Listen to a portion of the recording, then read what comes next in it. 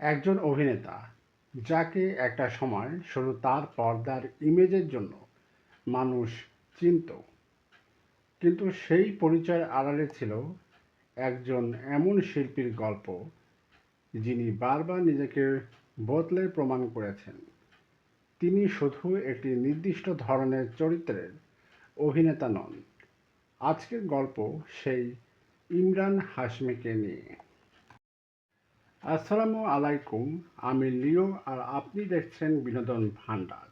গল্পে গল্পে বিনোদন। ইমরান হাশমি জন্মগ্রহণ করেন 24শে মার্চ 1979 সালে মুম্বাইয়ে। পড়াশোনা শেষ করার পর তার জীবনের প্রথম দিকের একটি গুরুত্বপূর্ণ অধ্যায় ছিল সিনেমার সেটে কাজ করা। অভিনয়ে আসার আগে তিনি রাজ ছবিতে সহকারী পরিচালক হিসেবে কাজ করেছিলেন, অর্থাৎ ক্যামেরার সামনে দাঁড়ানোর আগে ক্যামেরার পেছনের কাজ থেকে দেখেছেন।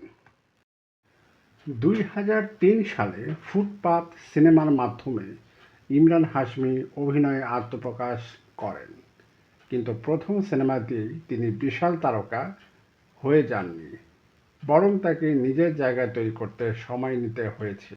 এরপর আসে 2004 সালের মার্ডার। এই সিনেমার পর ইমরান হাশমি হঠাৎ করেই দর্শকদের নজরে চলে আসেন। তার পর্দার ইমেজ এবং সিনেমার জনপ্রিয় গান তাকে আলাদা পরিচিতি দেয়। একটা পর্যায়ে তার সঙ্গে একটি বিশেষ কিসার ইমেজ জুড়ে যায়, কিন্তু মজার ব্যাপার হলো ইমরান নিজেও পরবর্তীতে বলেছেন একজন অভিনেতাকে কোনো একটি লেভেলের মধ্যে আটকে থাকা উচিত নয়। ইমরান হাশমির ক্যারিয়ারের আরেকটি বড় শক্তি ছিল তার সিনেমার গান। তার অনেক সিনেমার গান দর্শকদের মধ্যে ব্যাপক জনপ্রিয় হয়েছিল, ফলে তার সিনেমা মানেই শুধু গল্প বা অভিনয় নয়, গানও হয়ে উঠেছিল দর্শকদের আকর্ষণের বড় কারণ। 2006 সালে গ্যাংস্টার এবং 2007 সালে আওয়ারা পান এর মতো সিনেমায় তার অভিনয় দর্শকদের অন্যরকম ভাবে ভাবতে বাধ্য করে। বিশেষ করে আওয়ারা পান এ তার অভিনয় প্রশংসিত হয়। এরপর 2008 সালে আসে জান্নাত, আর এই সিনেমাটি তার ক্যারিয়ারে বড় পরিবর্তন নিয়ে আসে। ছবিতে একজন অপরাধ জগতের সঙ্গে জড়িত চরিত্রে অভিনয় করে তিনি দর্শক ও সমালোচকদের প্রশংসা। ইমরান হাশমি ধীরে ধীরে নিজের চরিত্রের পরিধি বাড়াতে থাকেন। Once upon a time in Mumbai, the dirty picture, Shanghai, murder 2, Jannat 2, রাজ 3, এক থি দিওয়ান, বিভিন্ন ধরনের চরিত্রে তাকে দেখা গেছে। বিশেষ করে সাংহাই সিনেমায় তার অভিনয় তাকে ফিল্মফেয়ার এর বেস্ট সাপোর্টিং অ্যাক্টর বিভাগে 2টি মনোনয়ন। 2006 সালের ডিসেম্বরে দীর্ঘদিনের সঙ্গী পারভিন সাহানিকে বিয়ে করেন ইমরান হাশমি।